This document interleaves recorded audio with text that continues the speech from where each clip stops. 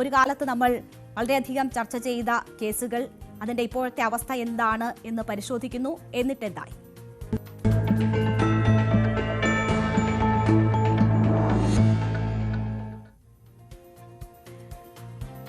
പെരുമ്പാവൂരിലെ നിയമ വിദ്യാർത്ഥിയുടെ മരണം നമുക്കറിയാം. കേരളത്തെ നടുക്കിയതാണ്. കേരളത്തിൽ പല വിധത്തിലുള്ള ചർച്ചകൾ ഉയർത്തിവിട്ടതാണ്. രാഷ്ട്രീയ മാറ്റത്തിന് പോലും വലിയ രീതിയിൽ ഹേതുവായിട്ടുള്ള ഒരു സംഭവമാണ് പെരുമ്പാവൂരിലെ നിയമ വിദ്യാർത്ഥിയുടെ മരണം. അത് ഇപ്പോൾ 10 വർഷം പിന്നിട്ടിരിക്കുകയാണ്. 10 വർഷം പിന്നിട്ടിരിക്കുമ്പോൾ സർക്കാർ ആദ്യഘട്ടത്തിൽ നൽകിയ സഹായങ്ങൾ, വീട് വെച്ച് നൽകിയതുൾപ്പെടെയുള്ള സഹായങ്ങളുണ്ട്. പക്ഷേ ആ സഹായങ്ങളൊക്കെ ഉണ്ടായിട്ടും അവിടെ ഒന്ന് അന്തി ഉറങ്ങാൻ പോലും കഴിയാത്ത അവസ്ഥയിലാണ് ആ നിയമ വിദ്യാർത്ഥിയുടെ അമ്മ ഇപ്പോൾ ഉള്ളത്. വളരെ ദുരിതപൂർണമായ ജീവിതമാണ് അവർ ഇപ്പോൾ നയിക്കുന്നത്. എന്താണ് ആ നിയമ വിദ്യാർത്ഥിയുടെ മരണത്തിന് ശേഷം ആ അമ്മയ്ക്ക് സംഭവിച്ചത്? അവർ ഇപ്പോൾ കടന്നു പോകുന്ന സാഹചര്യങ്ങൾ എന്തൊക്കെയാണ് എന്ന് നോക്കാം. നവമി ദിനേശിന്റെ റിപ്പോർട്ടിലേക്ക്.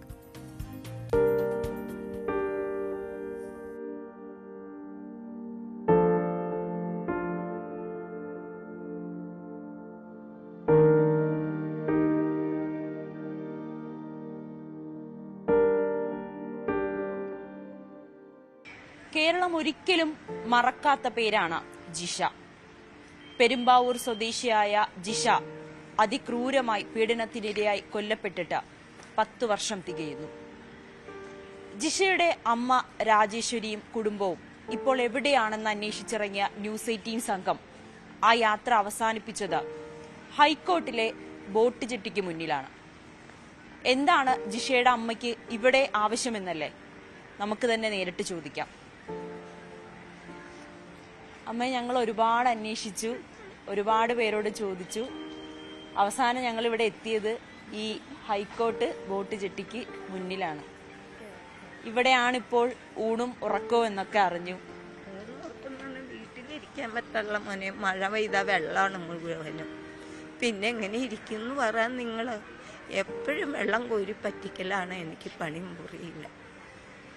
എങ്ങനെ ജീവിക്കുന്നു നിങ്ങൾ പറ. വിള്ളലും പൊട്ടലും വീണോർത്തി കൂടെയൊക്കെയാണ് വെള്ളം ഇറങ്ങണത്. അപ്പം കാരണം ഈ കഴിഞ്ഞ ആഴ്ചയിൽ ഞാൻ രാത്രിയൊക്കെ ഇരുന്ന് വെള്ളം കോരി പറ്റിക്കുകയില്ല. എപ്പോഴും പറ്റുമോ നമ്മൾ? എന്താ ഈ പറയണം? മഴ പെയ്യുമ്പോൾ ഇങ്ങനെ വെള്ളം കോരി പറ്റിക്കണം. കുറച്ച് വെള്ളമൊന്നുമല്ല, ഒരുപാട് വെള്ളമുണ്ടാവും. സർക്കാർ നിർമ്മിച്ചു തന്ന വീടല്ലേ? അതെ, സർക്കാർ നിർബന്ധിച്ച് തന്ന വീടാണ്. പിന്നീട് അവരുമായിട്ടൊക്കെ ബന്ധപ്പെട്ടോ? ഈ ഇതുമായി അധികൃതരോ ആരെങ്കിലും ഒക്കെ ബന്ധപ്പെട്ടോ? കളക്ടറോടൊക്കെ ചെന്ന് ഞാൻ പറഞ്ഞു, എൻ്റെ വീടൊക്കെ ഇടിഞ്ഞു പൊളിഞ്ഞ് വെള്ളമൊക്കെ കയറിക്കൊണ്ടിരിക്കുക സാറേ, എനിക്ക് ഇത് എങ്ങനെയെങ്കിലും ഒന്ന് പണിത് താട്ടെ, എനിക്കിപ്പോൾ ഇവിടെ കിടക്കാൻ പറ്റില്ല, ആകെ ബുദ്ധിമുട്ടാണ് എന്നൊക്കെ ഞാൻ പറഞ്ഞതാ. അപ്പോൾ സാറ് പറഞ്ഞു ദീപോട് അതിൻ്റെ ഫോട്ടോ എടുത്ത് സാറിനെ കൊണ്ടുവന്ന് കാണിക്കാനാണ് പറഞ്ഞേക്കുന്നത്. പക്ഷെ എന്താണ് എന്ന് പറഞ്ഞു കഴിഞ്ഞാൽ ഇതുവരേക്കും ആരും തിരിഞ്ഞു നോക്കുന്നില്ല അല്ലേ? അപ്പോ രാത്രിയൊക്കെ ഇവിടെ കിടക്കാൻ പേടിയാവില്ലേ? ഒരു എനിക്കൊന്ന് 11 മണിക്ക് ശേഷം ഇവിടെ ആരും ഉണ്ടാവില്ലല്ലോ. ഉണ്ട്, പോലീസുണ്ട്, ആളുകളുണ്ട്, എല്ലാവരും ഉണ്ട്. ഇവിടെ ആരും ഇല്ലാതെ ഇരിക്കണില്ല. എവിടെയാണ്? ഇവിടെയാണോ കിടന്നുറങ്ങുന്നത്? ഇവിടെ കിടന്നുറങ്ങും. ചിലപ്പോൾ ഉറങ്ങൂല. പകലൊക്കെ ഇച്ചിരി സമയം കണ്ണടച്ചിട്ട് പകലൊക്കെ കണ്ണുറന്നിരിക്കും, രാത്രിയൊക്കെ. കാരണം പറഞ്ഞാൽ നമ്മുടെ വീട്ടിലെ പ്രശ്നം കാരണം കൊണ്ടാണ്. നമുക്ക് വീട് പാട്ടിനല്ല. വീട് പാട്ടിനാണെങ്കിൽ നമുക്ക് നമ്മുടെ വീട്ടിൽ ജീവിക്കാം. കൊച്ചിനെ കൊണ്ട് എന്ത് ചെയ്യാൻ പറ്റും? ഒരാണാണെങ്കിൽ നമുക്ക് എന്തെങ്കിലും ചെയ്യിക്കാം. ഒരു മകൾക്കും അസുഖങ്ങളുണ്ടല്ലേ? അതെ, ഈ പെൺകൊച്ചിനെയും കൊണ്ട് എന്ത് ചെയ്യിക്കാനാ നമ്മള്? ആ കൊച്ചിൻ്റെ അസുഖ ചെറുക്കനും ഉണ്ട്. അപ്പം ഇങ്ങനെയൊക്കെ ഞങ്ങള് തട്ടിയും മുട്ടിയൊക്കെ ജീവിച്ച് പോവുകയാണ്. എങ്ങനെയാണ് ആഹാരം കഴിക്കാനോ അല്ലെങ്കിൽ എന്തെങ്കിലും കച്ചവടമൊക്കെ ഇവിടെ നടത്തുന്നു എന്നൊക്കെ പറഞ്ഞു? എന്ത് കച്ചവടമാണ് നടത്തുന്നത്? വരുമാനമൊക്കെ ഉണ്ടോ? എറണാകുളത്ത് ഞാൻ പോയി ഹൈക്കോർട്ട് അവിടെ പോയി ഇട്ടപ്പൊട്ടി എടുക്കും. ഒരു പെട്ടിക്ക് ഇട്ടപ്പൊട്ടിക്ക് 240 രൂപ. അപ്പം അതെടുത്ത് കഴിഞ്ഞാൽ നമ്മൾ ഇവിടെ കൊണ്ടുവന്ന് കഴിഞ്ഞാൽ 20 രൂപ വെച്ച് വിൽക്കും. ഇപ്പം സുഖമില്ലാണ്ടൊക്കെ ആയതുകൊണ്ടാണ് വിൽക്കാതെയൊക്കെ ഇരിക്കുന്ന പ്രശ്നങ്ങളൊക്കെ ഉള്ളത്.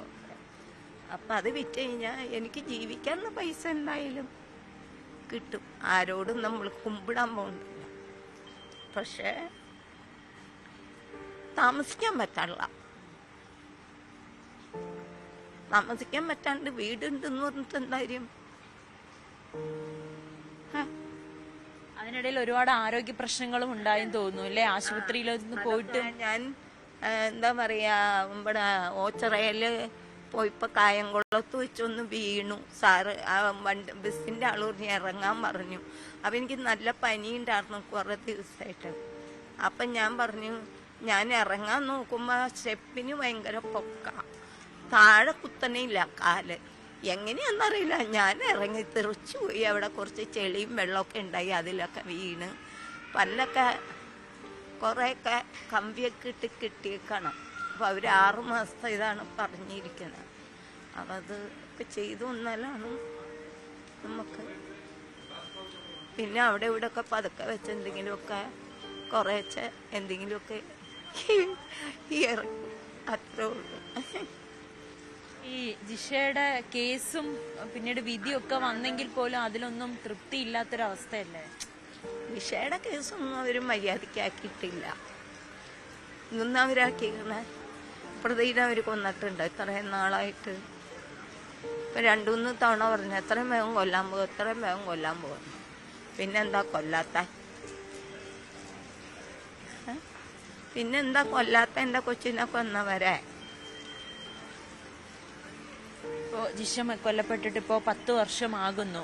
അപ്പോൾ ഇനി എന്തെങ്കിലും സഹായം, അന്ന് എന്തെങ്കിലും സഹായങ്ങൾ പ്രഖ്യാപിച്ചിരുന്നോ? അന്ന് സാറ് പോയിപ്പോൾ എന്നോട് പറഞ്ഞതെന്ന് വെച്ച് കഴിഞ്ഞാൽ സാറിൻ്റെ എൻ്റെ പേരിലാണ് ജനങ്ങൾ തന്ന പൈസ ഇട്ടിരിക്കുന്നത്.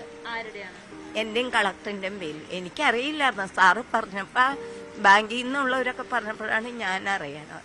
പൈസ വയ്ക്കാൻ ചെന്ന് കഴിഞ്ഞപ്പോൾ ആശുപത്രിയിലൊക്കെ കിടന്നപ്പോൾ ബില്ലൊക്കെ അടയ്ക്കാൻ അങ്ങനെ തരാൻ പറ്റില്ല ചേച്ചി, കളക്ടറിൻ്റെ ഓർഡർ ഉണ്ടെന്ന് പറഞ്ഞു. അത് കാരണം ഞാൻ എന്താ പറയാ, പൈസ കിട്ടിയിട്ടില്ല.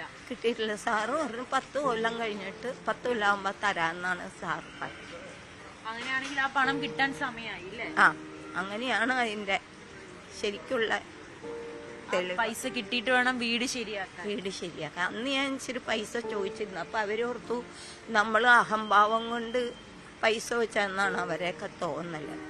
പക്ഷെ ഈ വെള്ളമൊക്കെ ഇങ്ങനെ പൊട്ടി ഒഴുകണത് കൊണ്ടാണ്. നിങ്ങൾ കാണണം അതിൻ്റെ ഉള്ളിൽ വന്ന് നിന്നൊരു മഴ പെയ്യുമ്പോൾ.